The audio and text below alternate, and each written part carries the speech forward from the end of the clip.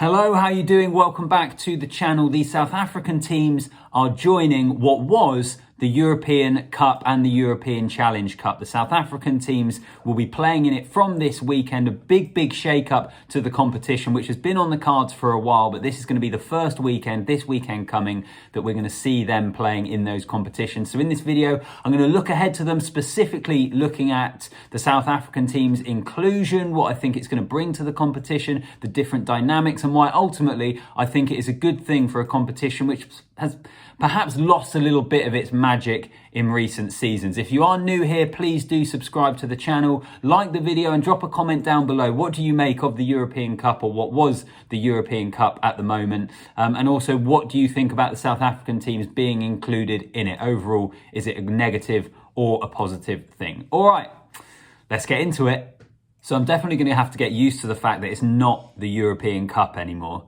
I think that might take a little while. It's just the Champions Cup or the Challenge Cup. But as I say, South African teams joining it for the first time, something which has been planned for a little while. First their introduction into the URC, now it's in the kind of domestic European or traditionally European Cup competitions, and eventually, I know South Africa, they would like to join the Six Nations. That's a debate for another day. No doubt on this channel at some point I will do a conversation on South Africa potentially joining the Six Nations. For now, it's about the domestic rugby, and it all starts this weekend. South African teams playing in the competitions for the first time. So we've got the Sharks hosting Harlequins on Saturday. We've then got the Bulls hosting Lyon as well. And this is a brilliant game in Pool B. Clermont-Auvergne hosting the Stormers, and then I think we've also got one in the Challenge Cup, the Lions against the Dragons.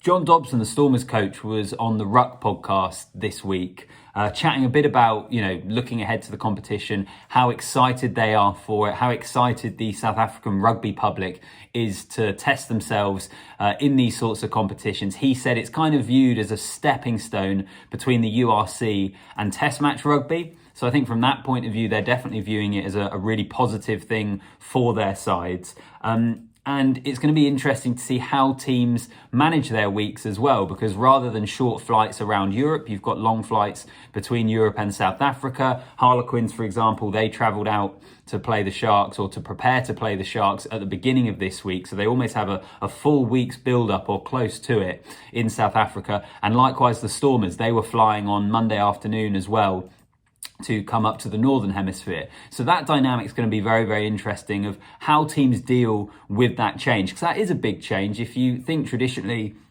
for the most part in Europe, sides might have a couple of hour flight to France or Italy, or travel up to Scotland or wherever it might be. All of a sudden, the dynamics of that whole competition vary quite a lot. And also, if you think about the international players coming back, so again, it was something that John Dobson did speak about on the Ruck, but said about some of their internationals they're taking with them. Some of them, I think it was Frans Malherbe that he mentioned, they're leaving at home. If those guys have just been on in international camp for a long period of time, then all of a sudden they're having to have a week's preparation away from home, and they've already been away from their families so much and have played a lot of top international rugby, then again, that's another interesting dynamic of just who we see this weekend in terms of the international players in those sides. And then another factor to consider is we're going from European winter into the South African summer. I can tell you, living in London here, that it's ice on the cars, really cold overnight, and it's going to be really cold this weekend.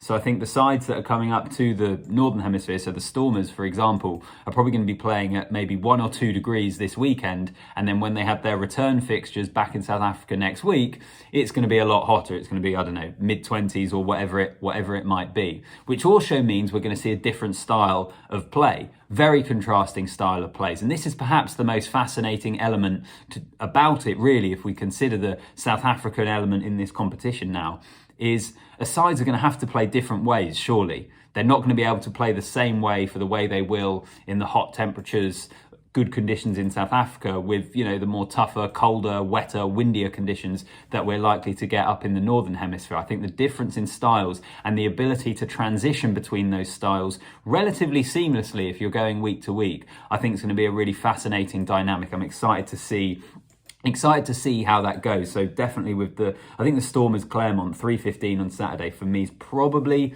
the pick of the game. Sharks Harlequins as well is pretty good. But in terms of those South Africa sides, I'm really excited to see how they go, and sort of what the atmospheres are like as well. It's kind of a new thing for all parties, really. Claremont fans all of a sudden playing a South African side in a competition which they have such a history in. I think it'll be fascinating to see how that goes. Also, I think it's just worth talking more generally about these competitions, which once upon a time, they were the crown jewel in domestic club rugby in the Northern Hemisphere. Think back to the days of Munster at Thomond Park and all sorts of other famous teams, whether it be when the English teams actually did have more of an impact on it. It's been pretty poor recently. It's only really been Saracens that have consistently been at the top of Europe. And I don't think we'll be seeing any English sides have too much of an impact in Europe for the next few seasons, just because the salary cap and how much lower it is. But anyway, if you think about the traditionally that European competitions were some of the best rugby we saw all year. They were brilliant. The atmospheres were phenomenal. You know, the rivalry between the Irish, the Scottish, the English, the Welsh, the French, the Italian teams, all quite close together. And I don't know whether it was COVID. I think it probably seeped in a little bit before that.